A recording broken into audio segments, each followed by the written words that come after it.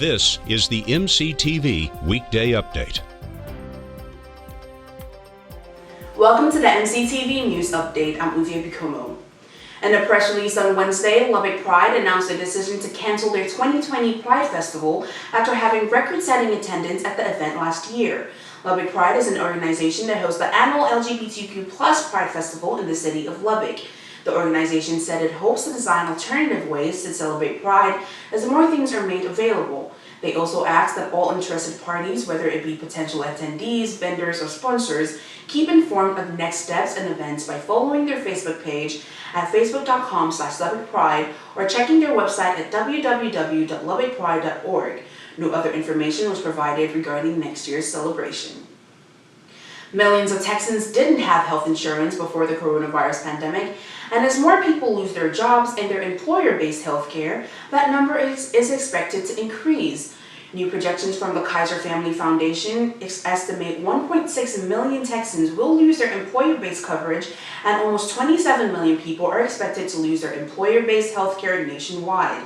Overall, 47% of Texans rely on their employer for health care, but experts say it's too early to know the impact COVID-19 will have on health, including an updated number of uninsured people and medical conditions that may worsen as a result.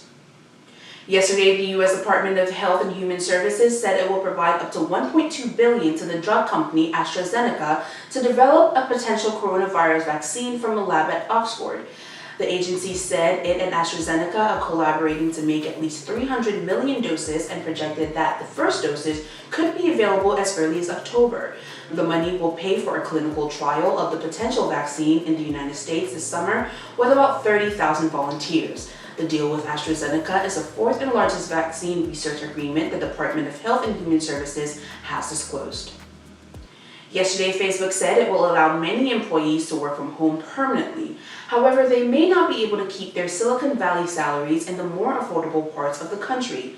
Starting in January, Facebook's employee compensation will be adjusted based on the cost of living in the locations where workers choose to live. Mark Zuckerberg, Facebook's chief executive, told workers during a staff meeting that within a decade, as many as half the company's more than 48,000 employees would work from home.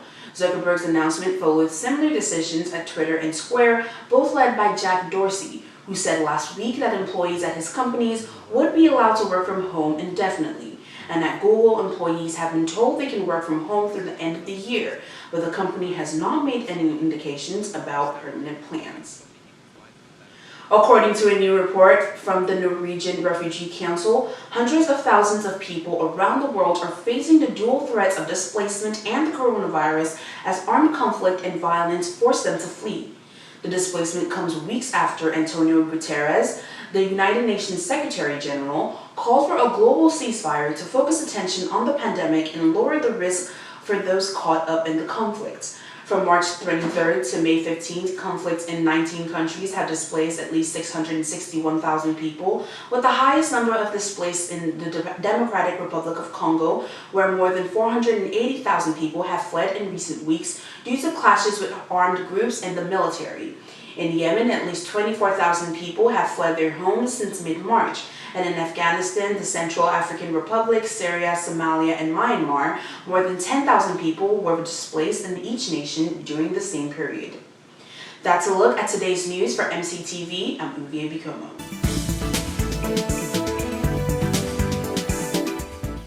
Reporting from Austin, Texas, I'm Madison Hartin, and this is your MCTV Weather Update. Well, it looks like for today in Lubbock, Texas, we're experiencing an abundance of sunshine for the area with a high of 93 degrees and a low wind coming from the southwest at 5 to 10 miles per hour. Now tonight the skies are going to continue to be clear, so it will be a starry night for everyone to see with a low of 65, and the wind is going to pick up a little bit coming from the southeast at 10 to 20 miles per hour.